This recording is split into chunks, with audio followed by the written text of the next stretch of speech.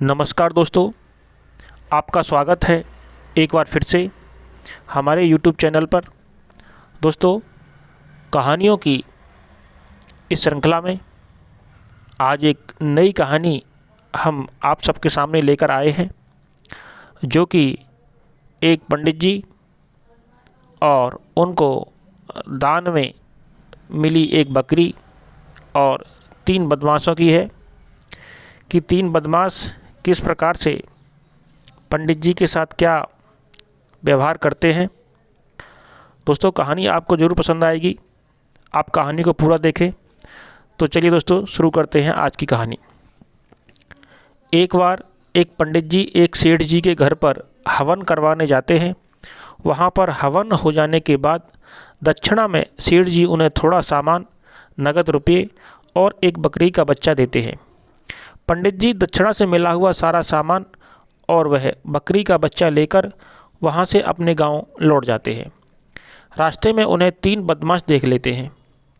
वे सोचते हैं कि हम इस भोले भाले पंडित को पहले मूर्ख बनाएंगे, फिर इसका सारा सामान और बकरी का बच्चा दोनों लूट लेंगे।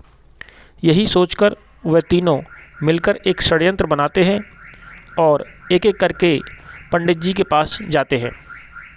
सबसे पहले एक बदमाश जाकर पंडित जी को राम राम करता है और कहता है, इस गधे को गोद में लेकर क्यों जा रहे हो? पंडित जी कहते हैं, यह गधा नहीं, बकरी का बच्चा है। बदमाश कहता है, अरे क्या पंडित जी, आप पंडित होकर झूठ बोलते हो, यह गधा ही है, साफ तो दिख रहा है। अब तो पंडित जी को उस पर गुस्सा आ जाता है। वे उसे डांट कर भगा देते हैं। दूसरा बदमाश जाकर यही कहता है, बदमाश, पंडित जी राम राम, आप इस बछड़े को लेकर कहाँ जा रहे हो? पंडित जी तो पहले ही गुस्से में होते हैं। वह बोलते हैं, देखिए, आप अपनी आँखों का इलाज करवाएं, आपकी आँखों में कुछ तकलीफ़ है। यह बछड़ा नहीं है, बकरी का बच्चा है। पर वह बदमाश भी यही कहता है कि आप पंडित होकर झूठ बोल रहे हो, यह बछड़ा है, मुझे साफ दिखाई दे रहा है। अब तो पंडित जी को बहुत गुस्सा आता है। वे उसे भी भगा देते हैं, लेकिन वह सोच में पड़ जाते हैं कि क्या बात है, आज मुझे ऐसे कैसे लोग मिल रहे हैं कि उन्हें बकरी का बच्चा, गधा और बछड़ा नज़र आ रहा है। अब तो उन्हें भी थोड़ा सा डर लगने लगता है कि कहीं सच में यह बकरी का बच्चा कोई भूत तो नहीं है। अब बारी थी तीसरे बदमाश की।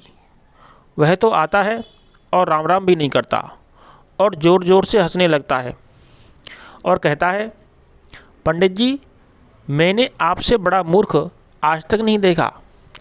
पंडित जी तो गुस्से से आग बबूला हो जाते हैं। वे क्रोधित स्वर में ही पूछते हैं, क्या मतलब है तुम्हारा? वह कहता है, इस गधे को अपने सर पर उठाकर ले जा रहे हो पंडित जी, क्या तुम्हें मेरे हाथों में बकरी का बच्चा दिखाई नहीं देता? तो वह कहता है, आपके हाथ तो खाली हैं, पर आपके सिर के ऊपर एक गधा बैठा है, यह दिखाई दे रहा है। अब तो पंडित जी को विश्वास हो जाता है कि सच में इस पर कोई भूत प्रेत का साया है। वे इस बकरी के बच्चे को वहीं पर छोड़कर भाग जाते हैं। तीनों बदमाश ठहाके लगाकर हंसते हैं और बकरी के बच्चे को लेकर वहाँ से चले जाते हैं। वास्तव में यह पंडित जी की एक चाल होती है। उन्हें पता चल जाता है कि ये तीनों मिले हुए हैं और मुझे मूर्ख बनाने की कोशिश कर रहे हैं, लेकिन मैं भी इन्हें यह बता दूंगा कि पंडित मूर्ख नहीं, महाचतुर होते हैं। फिर वे एक बड़े घने पेड़ के ऊपर छिपकर बैठ जाते हैं।